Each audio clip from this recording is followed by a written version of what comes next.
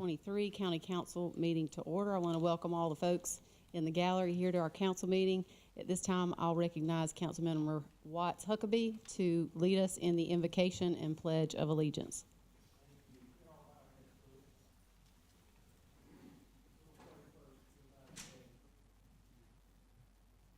Here we go. It'd help if you could hear me. We're going to pray first, and then we're going to give the pledge, okay? If you'll bow your heads. Dear Heavenly Father, thank you for bringing the citizens, staff, and council together to discuss the people's business. Please give each member of council wisdom and discernment as we deliberate our decisions. Thank you for allowing us to live in the great county of York. Lay your hands of guidance on us all as we attempt to make decisions that are made in the best interest of York County as a whole. In your precious name, we make this prayer. Amen. Amen. Salute. I pledge allegiance to the flag of the United States of America and to the republic for which it stands, one nation, under God, indivisible, with liberty and justice for all.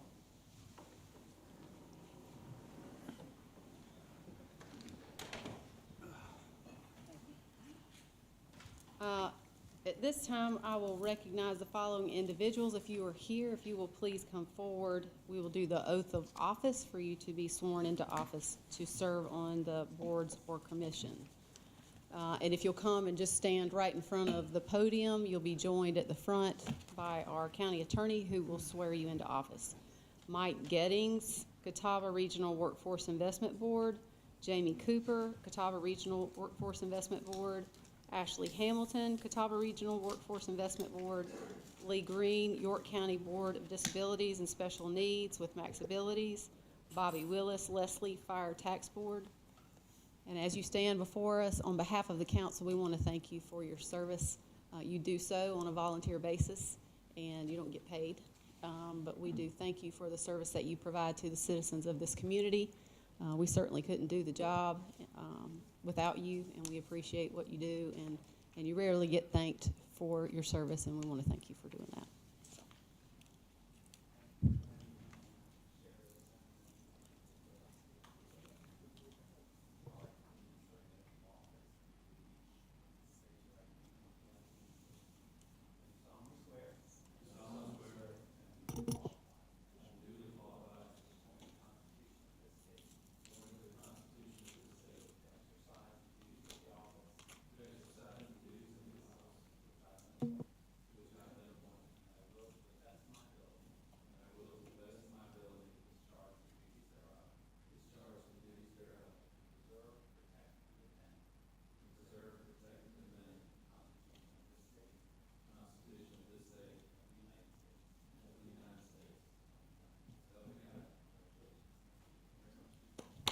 Thank you.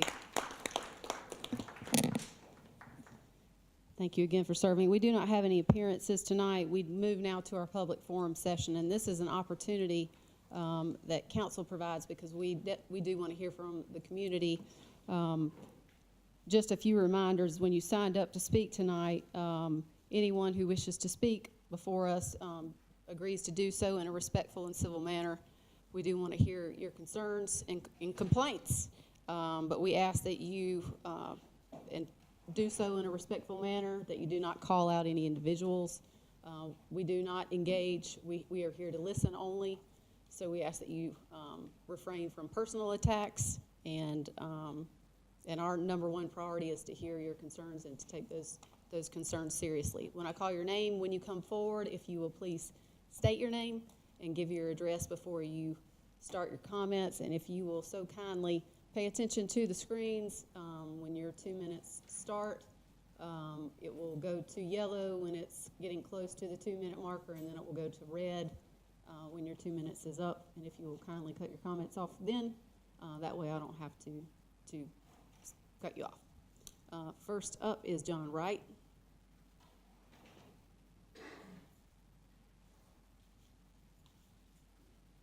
Jonathan Wright, 912 Stallion Spirit Trail.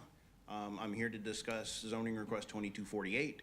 As I'm sure all of the council is very aware of everything that's happened that George and I have done up to this point, I'm going to skip all that because you already know all that, and I'm going to just say where I'm at this point. So I think we have arrived at what is a good compromise with Mr. Ratchford, and I wish I could just say that I support the change to RUD at this point. However, because our HOA president signed the document without a vote of the HOA members, I question if it is legal. And I know the council have received at least one email from an attorney that is also an HOA member questioning this. Therefore, I would have to ask that the county attorney weigh in with the council if this is truly legal and enforceable. If it is, I'm good. However, if it is not, I would ask that the council would table this for at least 2 weeks, if not 4 weeks, so that the voting can be done to ratify the document. Unfortunately, if that's not possible and you have to vote tonight, and we can't say that it's absolutely enforceable, then I'm afraid I need to ask you to reject the zoning request. Thank you. Thank you, sir. Craig Farley? Craig Feely. Feely, I'm sorry. That's okay. Hi, Craig Feely, 737 Rocky Hollow Trail, also in Cherokee Farms, speaking on the same point that John was. I'm first of all asking for a deferment for the 2 to 4 weeks so that we can really get into this issue and understand the document that has been sent to us. We would love Allison and Tommy if you guys could come out and talk to us and show us. Allison, you were our rep recently. Tommy, I know that you are a representative now. So that we could discuss our concerns on this. We did not get the document that the HOA had agreed to until 8 o'clock on Saturday night. I don't feel that we've had sufficient time to look at it. If a vote has to be done tonight, again, I would ask that you vote no to changing the zoning.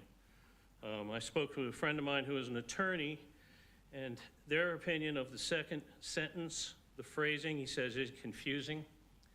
The question is, if the zoning change is voted on, who enforces this? Where is the enforcement agent? Because once the zoning is changed, I believe you guys are out of it. His other thing was, as it stands now, if he was my attorney, he would not take the case to challenge it because of what the second sentence says. He feels that that is not strong enough or is basically leaving that there could be an opening to change and void the document at the choosing of the other party. That's all I have to say. Again, oh, one last thing. Thank you for George and John for what they did, and I certainly hope our neighborhood can cure from this. There's been a lot of animosity going around on a variety of fronts. Thank you for your time. Thank you, sir. There is a George Becker, but it looks like the name was scratched out. I just want to read it to give him an opportunity. I actually moved myself down to 5. I wasn't going to speak, but then I put myself down to 5. Okay. I'm sorry. Lisa Feely. Hello, everybody. Esteemed council, we thank you so much for your time. God bless you, because I could not do any of your job. We need you. Again, my name is Lisa Feely, and I'm at 737 Rocky Hollow Trail. I guess the biggest issues, everything everyone's saying, is we just didn't know about this. I mean, to pick a March Madness timeframe on a Saturday night, a lot of the neighbors know me. I used to serve on our board. We've had a lot of challenges and people getting very upset and very confused in our neighborhood. No one understands what's going on, really, besides maybe a handful of people. And you've got 50-something houses and people, so they were calling me up till 1 in the morning, Sunday morning, saying, I'm totally confused, what are we doing? And so when I looked at this and talked to several of our attorney friends, as Craig stated, we just really have four main questions.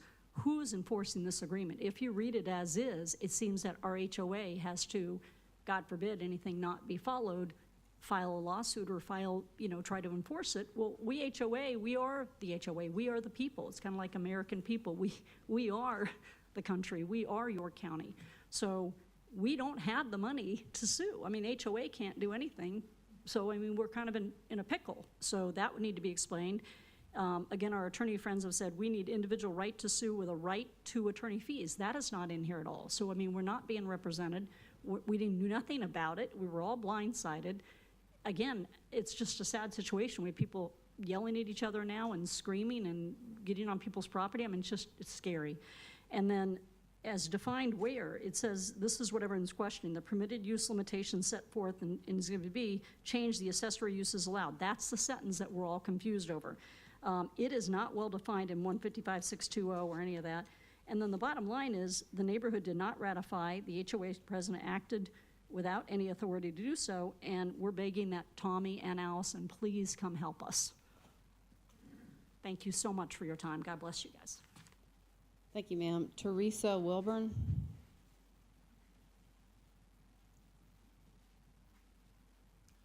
Teresa Wellborn, 754 Rocky Hollow Trail, and I don't have the legal expertise that these people do. I'm a retired person. I moved in this development to be my forever home, and the whole neighborhood is up in arms. People are asking people to get off their property. They're hanging up on them when they call them on the phone. They're not speaking when you meet them.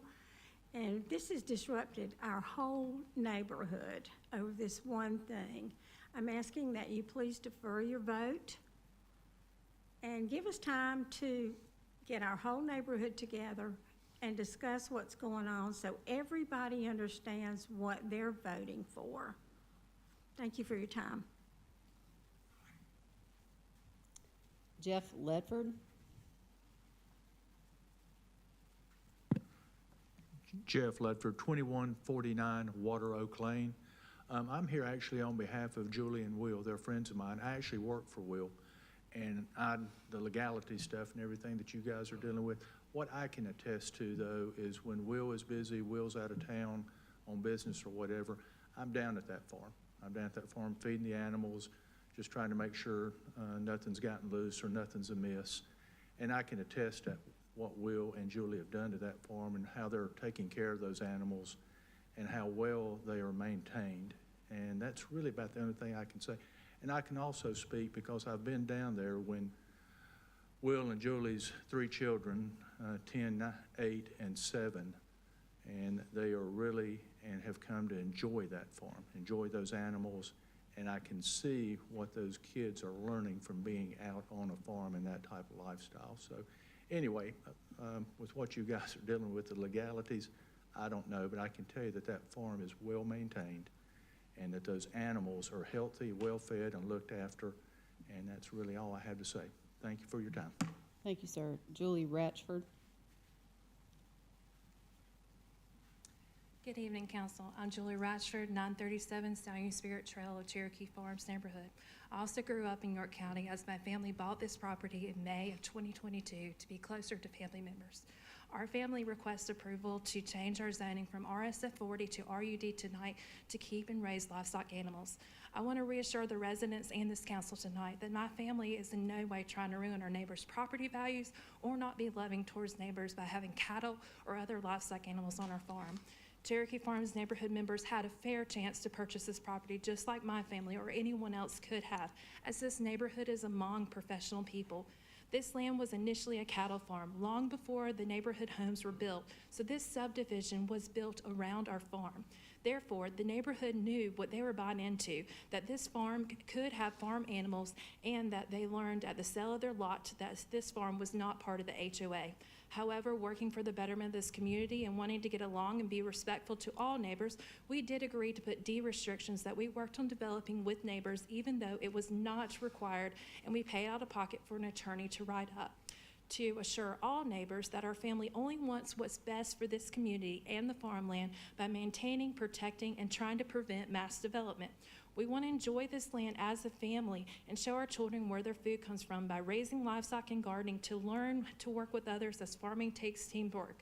We want to show our children how to be self-sufficient, living off their land, and we want to be an asset to the town of Clover by giving back and hosting Clover's 4-H and FAA programs for Gypsy Goat Stable members, to have space to work with their horses on our farm, as these programs teach young children how to love agricultural land and work with livestock. Because I hate to say it, but the young generation of York County and other areas do not step up to love, learn, and work with agricultural and livestock, then we're in serious trouble for food production in the future. I ask that the council please vote to approve RUD zoning tonight for Cherokee Farms. Thank you for your time. Thank you, ma'am. William Ratchford?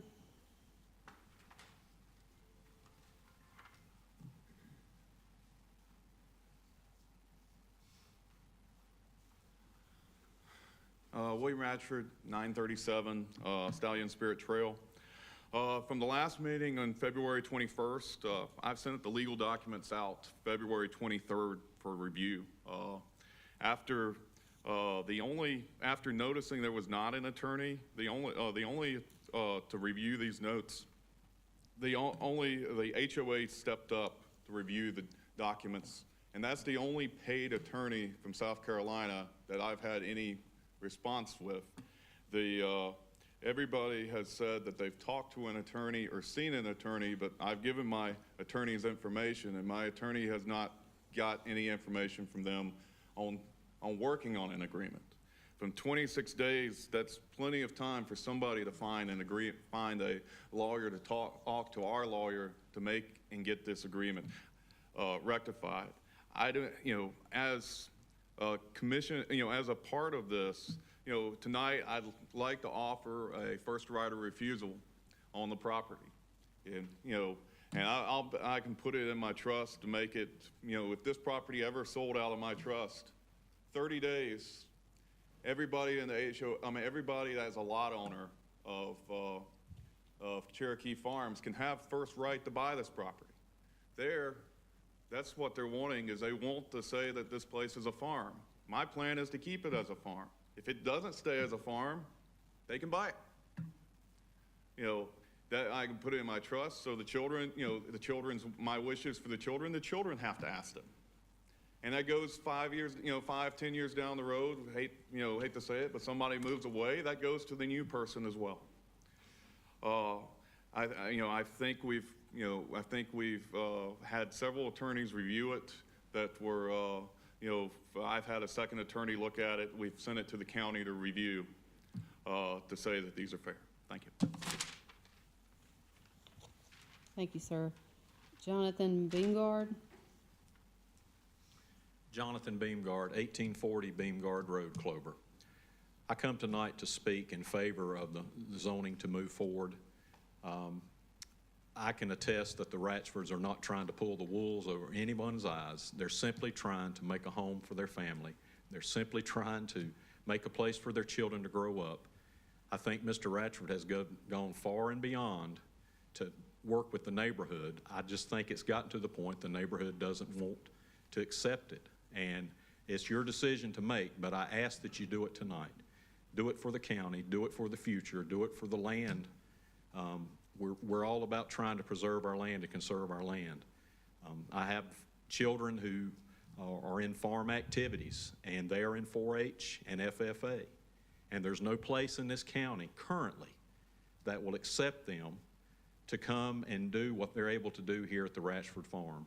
No other barns, no other arenas, no other folks in the county have stepped up to this, but they have. They're trying to build their home. They're trying to make a place. They're trying to make a footprint in Clover School District and the Clover area.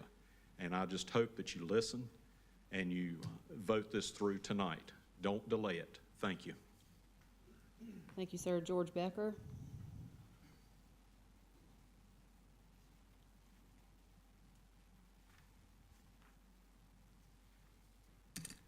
George Becker, 888 Stallion Spirit Trail, Clover. I'm sure you have all seen my letters already and understand where I stand on this a bit.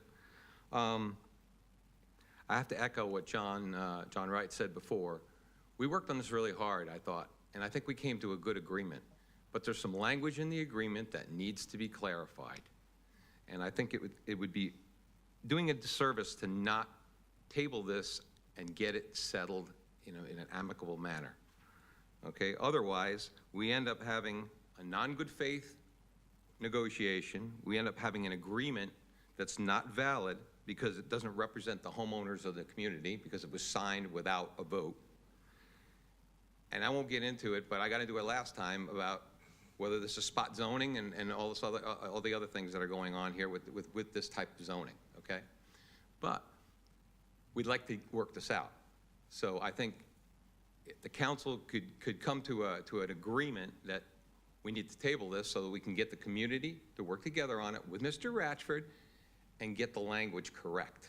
Because right now the language is not good, okay?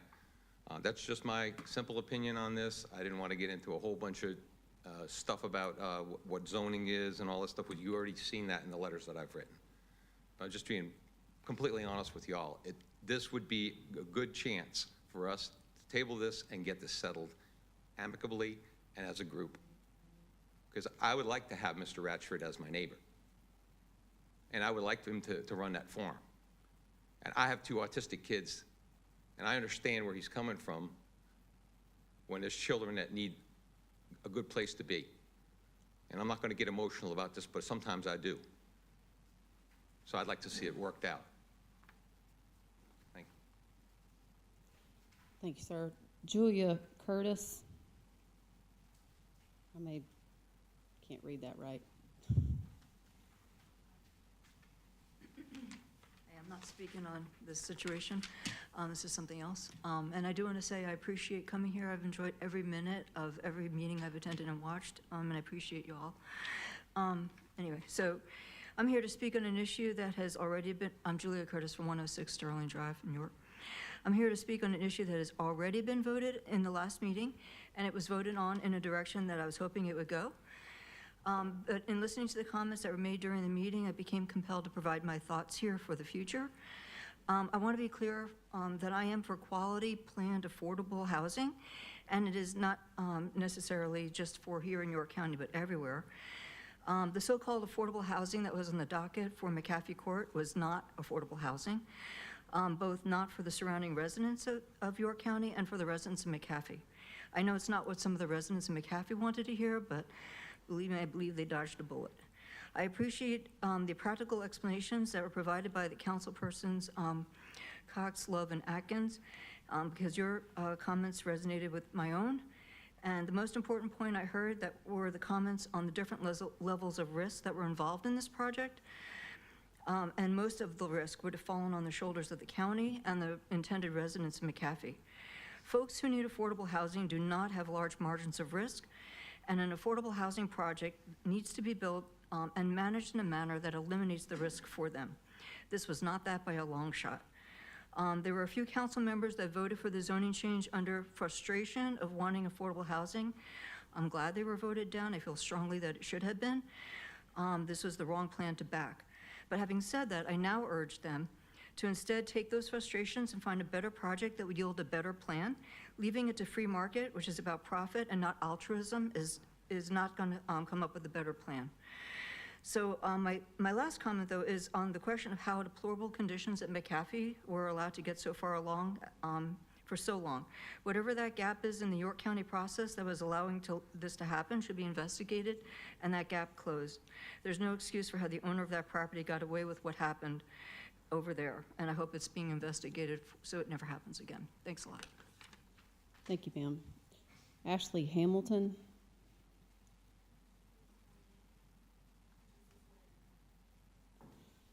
Carrie Bishop.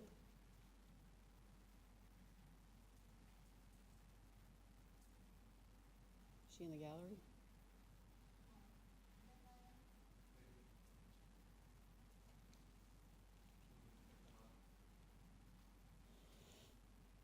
Todd Brody.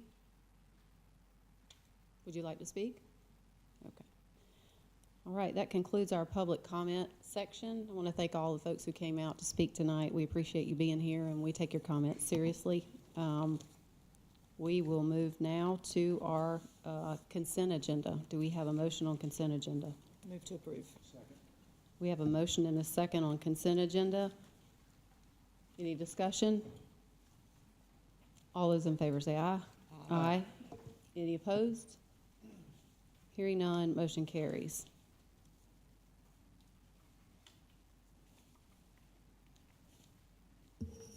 Moving now to public hearings, which we have none tonight. We'll move now to first item of old business. Rezoning action. Consider third reading, case number 22-48, tax map number 360-00000046. Zoning request to rezone from RSF 40 to RUD, 15.15 acres in District 3. Do we have a motion? Motion approved. We have a motion and a second to approve. Any discussion? Yeah, I actually do. So in regards to, and this is question for Michael, in regards to a document that was circulated to us, can you give us any additional feedback on your thoughts on what was sent to us based on? Well, the document's filed in the York County Clerk of Courts. Presumptively, it's valid.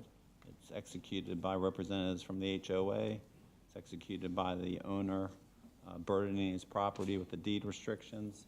But ultimately, and it vests authority in enforcement to the HOA by its express terms. The question as to authority to act by the membership leaders, president of the HOA, we don't have enough documentation to really discern whether they were acting within or without their authority.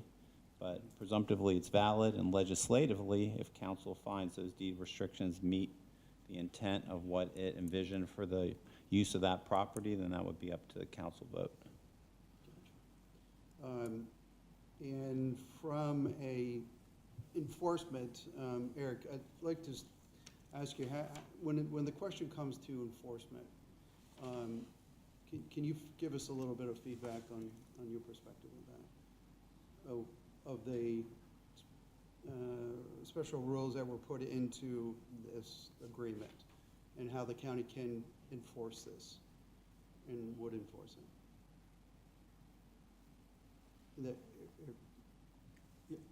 How the county would enforce it? Yeah.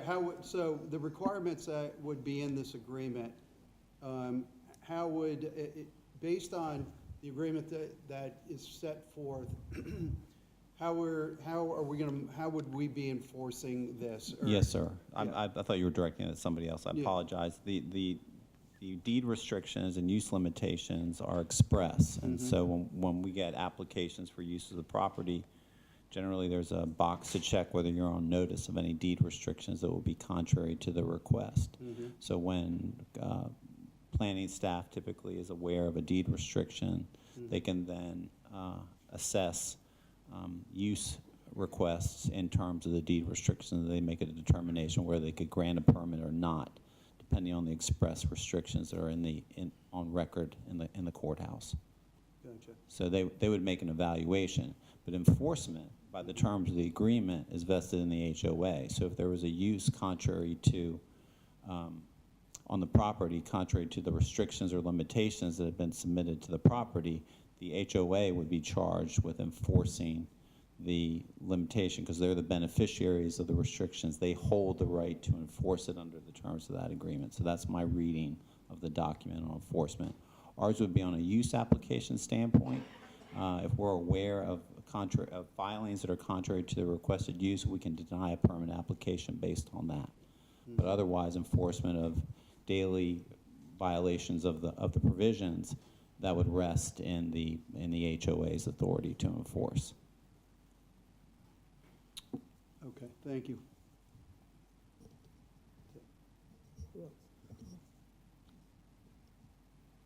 So as I understand it, it's presumptively valid. Has anything been presented to legal to suggest that it's not valid? No, I've seen no documentation to suggest that it's not valid. You have the assertions of membership that spoke tonight that I believe alleged that they acted without authority, without a vote. But we have nothing to look behind to determine whether they were acting without authority. They signed it as president, and I can't remember the second signatory, but it's signed by the presumably voted leadership of the organization who are charged with administering the affairs consistent with our bylaws and rules, and I've seen nothing that indicates they violated those bylaws or rules. I have a few questions I wanted to ask. So currently the property is zoned RSF 40, so if the council doesn't approve this rezoning, cluster development is permitted. As I understand the deed restrictions, cluster development would not be allowed. Is that correct? Correct. As I'm looking through the deed restrictions that have been approved, it looks to me like and I just want to make sure that these are on the record. Limitations.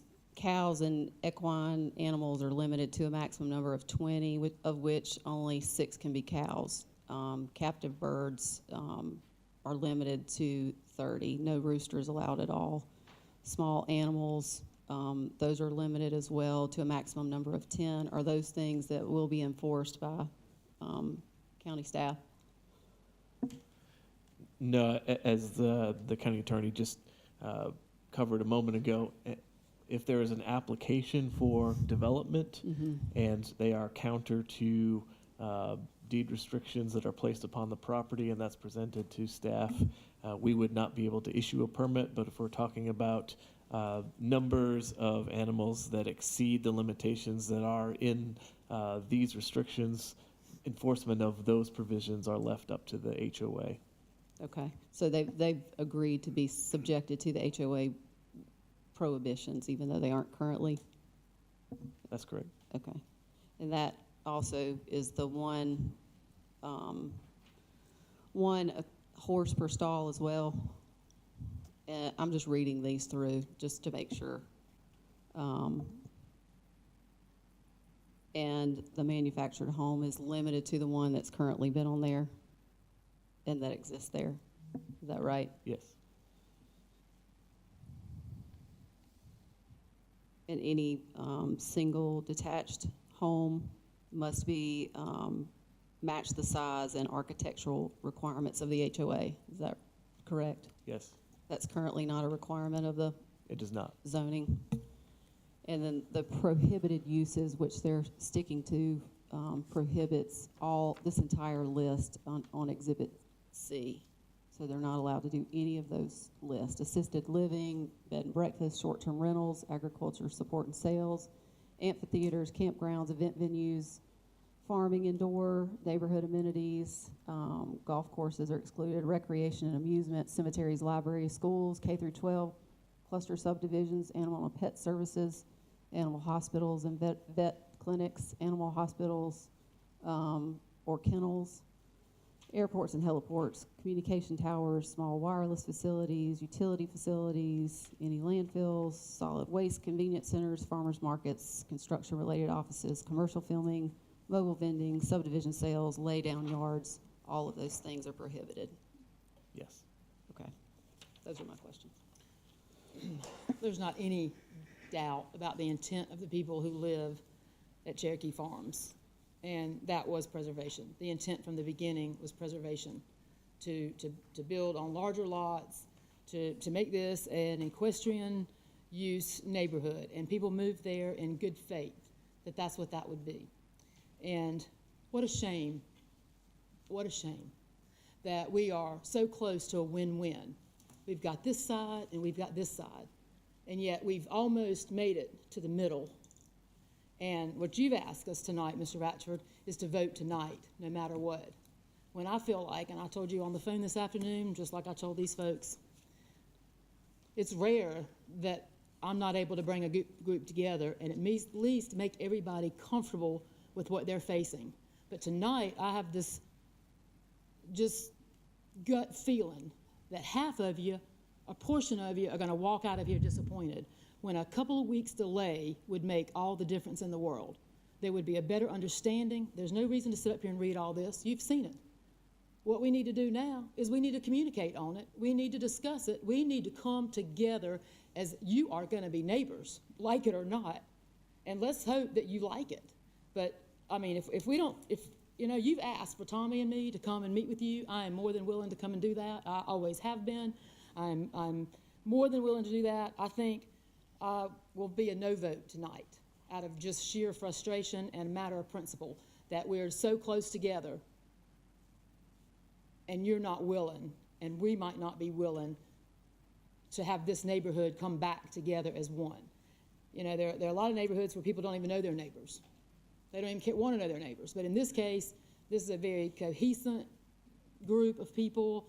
You know, I know most of you, you've always been, you know, similar. It's a homogenous group. You all got the same interests, all got the same lifestyle. And you know, we either have a win-win tonight or we have a win-lose. and that's unfortunate.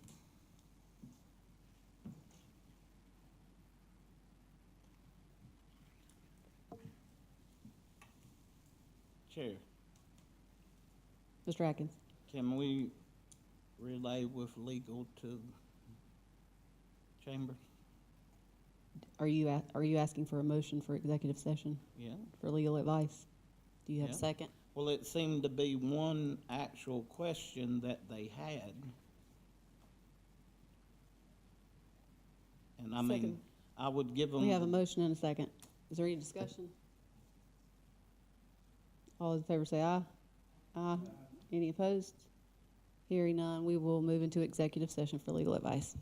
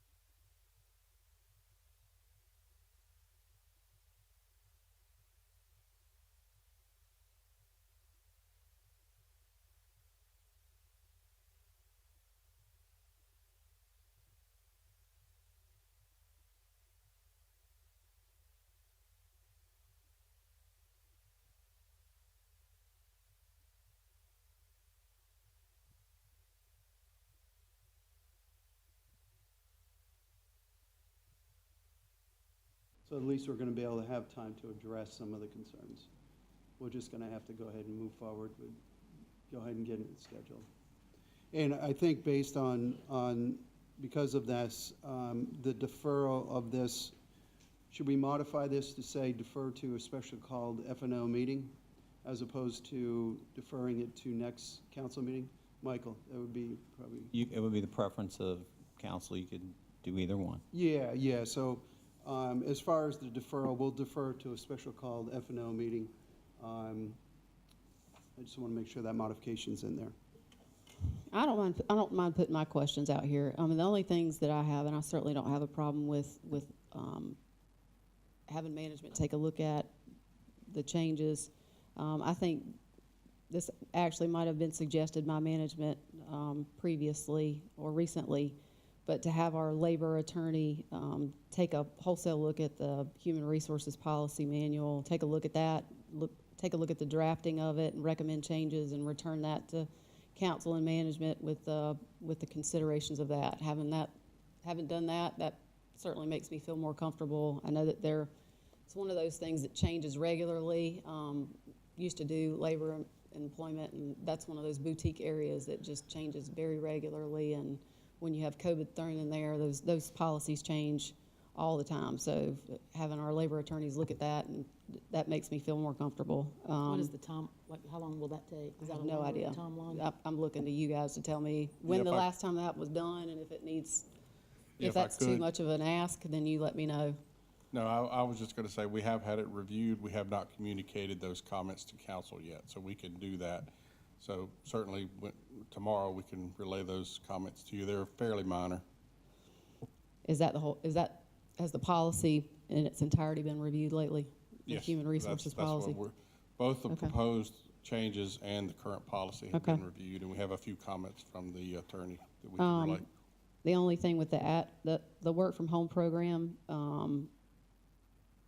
I think making sure that there are established protocols. I think that there were some suggestions that you had made to Mr. Huckabee. I think including those in there are things that I think are important. Those make sense to me, including the VPN and the IT monitoring, making sure that the phones are forwarded. I think amending the 33.020 regarding reclassifications, some changes on those. I can certainly put those in writing to the extent that I need to. Those are things that I think are important. And putting a provision in there that allows those things to be changed by council or county attorney. Those are mine. I'm willing to be transparent on those changes. Anybody else got any questions? And I guess the point being that you guys are going to handle that then? All right, here we go. All those in favor of deferral, say aye. Aye. Any opposed? Hearing none, motion carries. New business, council to approve award regarding bid number 2853 for the purchase of 460 self-contained breathing apparatus units and associated equipment to the lowest responsible bidder, Reinhardt Family Company, Inc. of Candler, North Carolina, DBA Reinhardt Fire Services for a total cost of $4,270,755.20 as part of the coronavirus state and local fiscal recovery funds. Motion approved. Second. Motion and a second. Any discussion? All in favor say aye. Aye. Any opposed? Hearing none, motion carries. Council to rescind authorization to enter into contract negotiations regarding RFQ 2838 for mechanical engineering services for York County Fire Training Center's HVAC electrical upgrade project as part of the coronavirus state and local fiscal recovery funds. Second. Motion and a second. Any discussion? All in favor say aye. Aye. Any opposed? Hearing none, motion carries. Council to authorize contract negotiations regarding RFP 2844 for the replacement of York County's geographic information system consisting of York County parcels as part of the coronavirus state and local fiscal recovery funds. Motion to approve. Second. Motion and second. Any discussion? I do have a question about this one. I've had some questions that we've changed the whole format of the GIS information. Is that something that was already approved by council, or is that change or that switch over something that we had input on?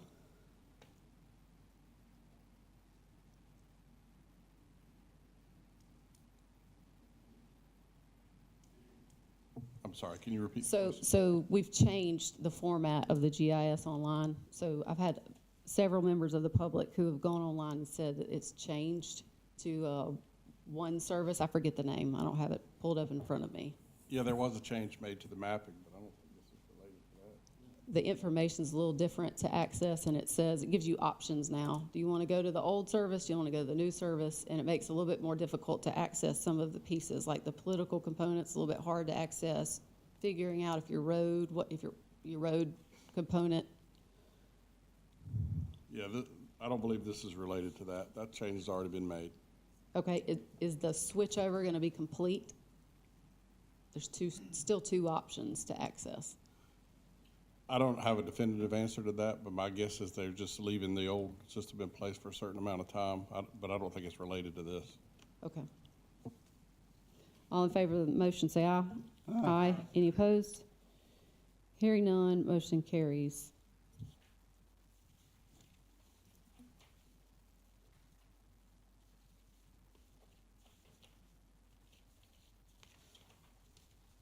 Item number 4, council to approve purchase and provisioned, to approve purchase as provisioned by Section 35.09 GW of the York County Procurement Code regarding the replacement of a unified computing system from Data Network Solutions of Chaplin, South Carolina, for a total cost of $504,559.98 as part of the coronavirus state and local fiscal recovery funds.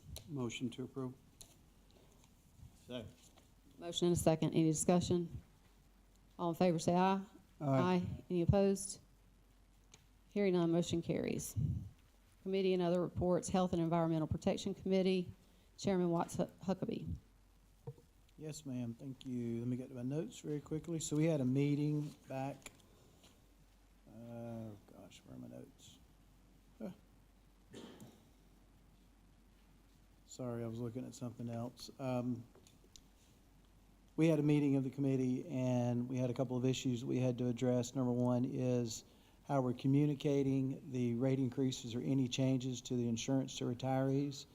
And retirees for York County, these are those that are 65 and older, 65 and younger, no longer working, or 65 and younger that are still working. So what we decided was we would have a communication, or we would ask staff to have a communication that goes out in July, September, and November. So 3 communications, making them aware of what's coming up, so there is no surprise. Gives plenty of lane and bridge to overcome any question of what's going on. So we did decide on that. And now the next thing we're talking about, obviously the retiree health insurance coverage costs the county a lot of money, but we have to take into consideration anything that we're going to think about as an option that it potentially doesn't have a negative impact on the employees that are receiving this benefit or on the county. So we have a bit of a challenge ahead of us. So we feel like the first meeting was advantageous in helping us understand what we're up against, and now we're in the process of learning more about our options. So we feel like after our next meeting, we'll have one more meeting, and we should be able to garner some results and make some suggestions that may make sense. Thank you, sir. Thank you. Finance and Operations, Chairwoman Allison Love. We met today, that was just for you, Kevin. We met today at 5:40, and we had our order of business included to make applications, consider applications for service for the Old English District. We made the recommendation for Andy Clinton for an unexpired term, Catawba Mental Health Board, Ryan Stevens to fill an unexpired term, Newport Fire Tax District, Dean Holler for a second term, and Peter McVeigh for a first term, and Keep York County Beautiful, a few of those. We made the motion for Candace Pixley for a first term for District 1, Heather Osborne for a second term for District 5, and Brooke Gillis, I think, for a first term for an at-large vacant seat. We had a discussion regarding the allocation of funds from District 4, and we recommend the approval of that money, $3,000, to go to the Love and Cherish Food Pantry. And then we had a finance update from Kevin Madden. Thank you, ma'am. Citizen concerns, Dr. David Keeley to address council regarding Tobacco-Free York County Coalition. Good evening. Show and tell. I'm Dr. Dave Keeley. I'm resident in Rock Hill at 1783 Sharonwood Lane, and I've been in practice family medicine and public health for over 40 years. I'm retired from direct patient care now, but I lead 2 public health projects that are grant supported. And I'm here tonight to mainly bring attention to the growing problem of underage youth becoming addicted to nicotine. And we have I have some slides to show, and I'm going to go ahead with that. I want to just make everybody aware, some of you may not know much about the coalition. We've been in 15 years. We've had changed names. We do tabling events, and we try to do education of the general public about tobacco issues. Some of our key initiatives you see listed there. What we're going to focus on tonight are the e-cigarettes, electronic nicotine delivery systems, and the point of sale surveillance study that we did. We have many local partners, and we are particularly with this problem of nicotine addiction in kids focused on the school districts in York County and York County all on board. We also have regional partners. Smoke Free SC is a nonprofit that helps educate across the state, and we have 3 major national connections for information: Truth Initiative, Parents Against Vaping, and Tobacco Free Kids. Our newest partners, Impact York County, you may or may not know about. It's a coalition of coalitions that's working and has done a community health improvement plan, and you'll be hearing more about that in the future. So first I want to hone in on e-cigarettes and our youth. Maybe you've seen this picture. We see vaping with kids down in below 6th grade now. The popular flavors, this is a Puff Bar, is one of the disposables that's very popular. In 2018, that's 5 years ago, you can see how many Juul outlets there were. And so this is coming out of COVID. This is a really important area of concern because kids are self-treating for anxiety. They think that nicotine helps their anxiety. And they also are getting addicted and not really realizing it. The nicotine is so addictive that they can't go through a school day without a hit. So here you see, this is, where are the rest of them? Okay. Yeah, this is how many vapes were collected by school resource officers from August to December in South Point High School and Northwestern High School in Rock Hill. We have, I want you to know that one Juul vape has the amount of nicotine that's in 20 smoked cigarettes.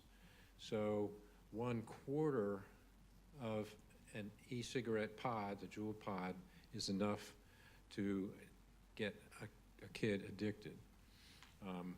Flavors, the tobacco companies are doing everything they can to avoid FDA regulation on flavors being sold to underage kids.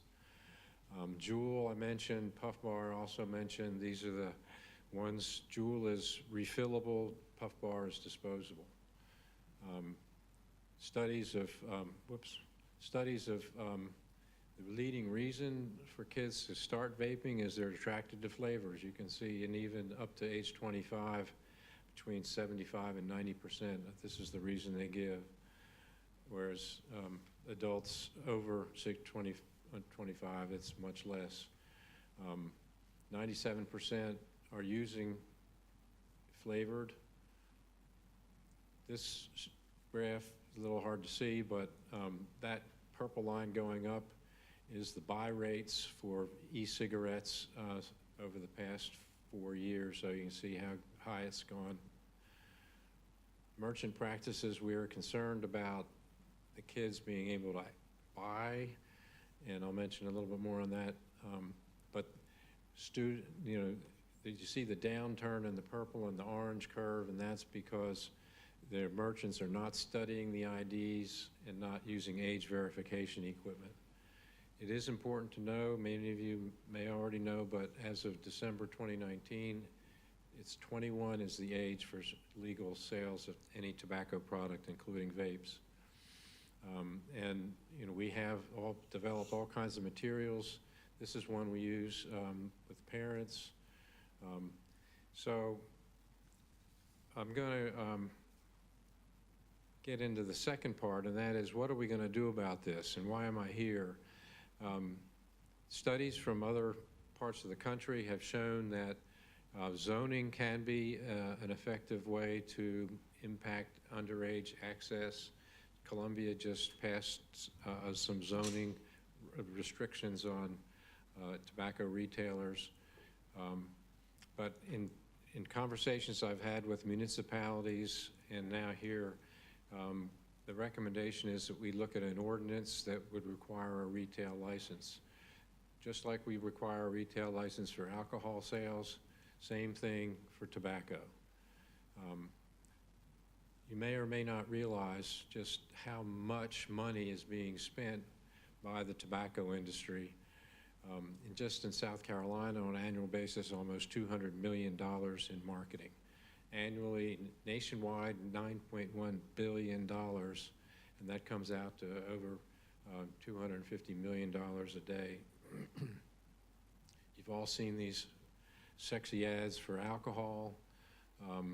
Product placement is, as well as sexy ads, is something that tobacco companies try to do. This is a QT in Rock Hill, and the doors all have a Juul ad. You open the door and you can't miss it.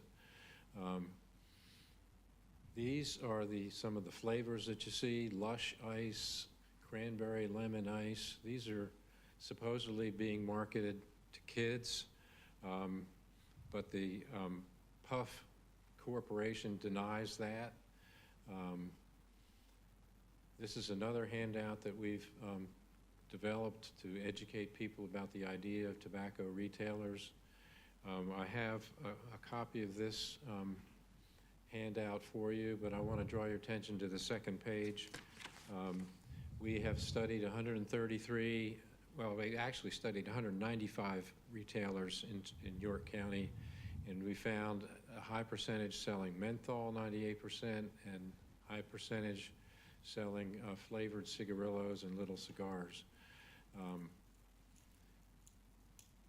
And so, we have this idea that we want to get our leaders to look at and study the idea of doing a retail license. We have a really good worksheet handout that we can work with the committee, Health and Environmental Protection, if that's where this gets discussed further. One other important thing is that this recent study showed that 43% of kids say they get vapes at a retail store, vape shops, gas stations, and convenience stores. So, and they're mainly younger kids, male, and they use the disposables that I mentioned, like the Puff Bar. So, this is important in York County because tobacco retailers are located close to schools and parks where kids hang out, and statistically, studies show that's associated with a higher likelihood the kids are going to try it out. This is a map from Rock Hill that we produced from our studies, and you can see the red dots are tobacco retailers that within 1,000 feet. It's about 2 city blocks of a school, just in Rock Hill. Bottom line, underage youth access is the problem. What can we do? We can impact it through tobacco retail licensure. And we know from other parts of the country, Kern County, they implemented retail licensure in 2016, where they had 12% of retailers that were violating their law not to sell to underage, and they got that down to 4%. Cost benefit, There's lots of benefits. New youth never get addicted, and lots of money that you can assign to quality of life and productivity gains. What's the cost? There's a small amount of administrative cost, and we can really embellish the multi-jurisdictional drug enforcement unit already in place. So we ask you to take up and study this problem and then consider taking action on tobacco retail licensing in 2023. Thank you. We have, I have copies of the key handouts. to give to you. Just do that real quick.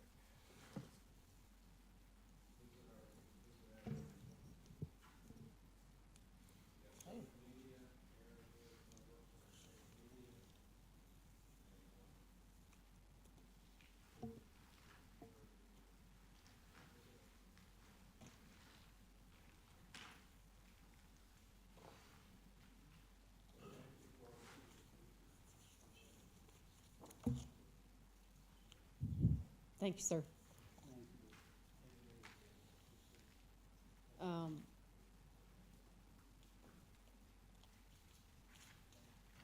We appreciate it. We move now to council member new non-agenda comments. Mr. Audette? Yeah, so a couple things. Pennies for Progress Roadshow has started, as y'all know. They were actually in TK last week. They're going to go into each community looking for the list of roads that are recommended, they want to recommend for pennies. This will go out through the year. And again, it's time again, and I just want to make y'all aware, depending on what community y'all live in, you know, if you can go to those meetings, they're very educational and good opportunity to make some recommendations on roads. For example, in my area, Sutton Road, currently they're doing some pennies work on that road that was from the past pennies. And the benefit of the pennies program is immense in our area. So again, just want to share that with the community. Thank you. Any other comments? Debbie? Okay. I'd like to commend Sheriff Tolson and his men the past 2 weekends in our area, which is District 7. We are up at the state line out of Charlotte.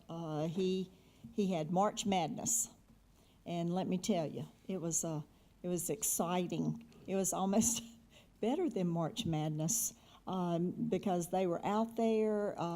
They apprehended all kinds of issues, and it's, you know, it's happening, but to see it happening in my district and the amount of things and the kinds of things that they apprehended, it gave me, I mean, like, I just wanted to go out there and bake them a cake and help them with it, you know. But it was great. It's not too late for you to bake them that cake. Okay, I know. And I've gone on record, so I'm sure he's going to call me and tell me he's expecting that cake any day now.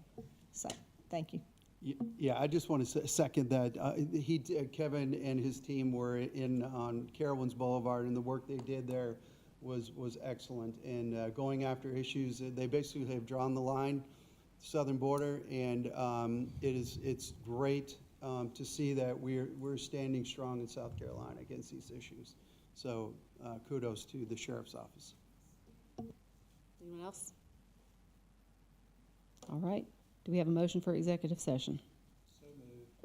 Second. And I'd like to go ahead. I think we have to be a little bit more specific. Yes, please. Yes. Okay, so for motions, contractual matters, receipt of legal advice for Project Monty, and then receipt of legal advice litigation update. Motion and a second. Any discussion? All in favor say aye. Aye. Any opposed? We will go into executive session.